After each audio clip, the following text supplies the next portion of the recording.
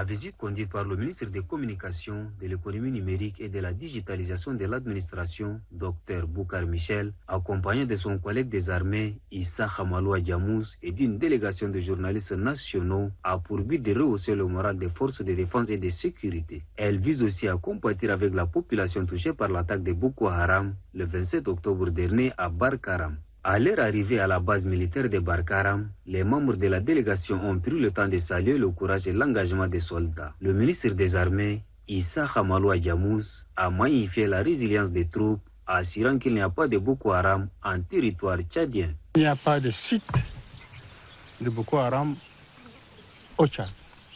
J'entends par site, c'est une base de Boko Haram organisée au Tchad, il n'y en a pas.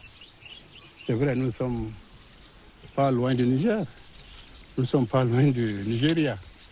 Donc ici, c'est ce que nous appelons la zone rouge, qui constitue une alimentation pour les Boko Haram. Quand ils trouvent un pêcheur, ils le prennent. Quand ils trouvent les éleveurs, ils prennent. Donc un, deux, ils partent, ils se ravitaillent et ils repartent. On n'est pas loin de la frontière. De son côté, le ministre Boukar Michel a exprimé la reconnaissance du gouvernement tout en demandant aux humanitaires de voler au secours de la population locale. L'engagement de nos forces de défense et sécurité nécessite un accompagnement de toute sa population. Leur engagement ne se limite pas à une simple mission.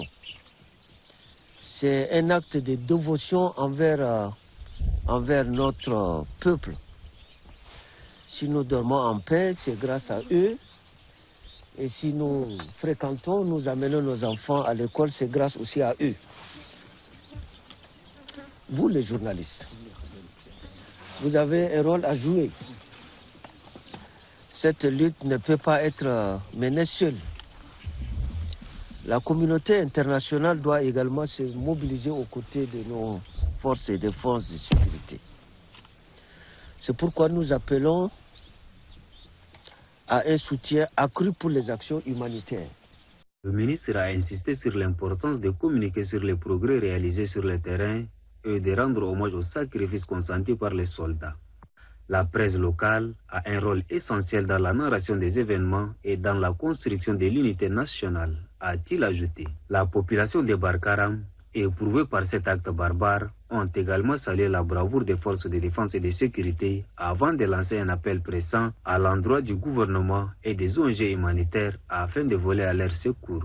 En plus du soutien moral, cette visite a également pour but de garantir une couverture médiatique adéquate de l'opération Haskanit qui se déroule dans cette zone stratégique du pays.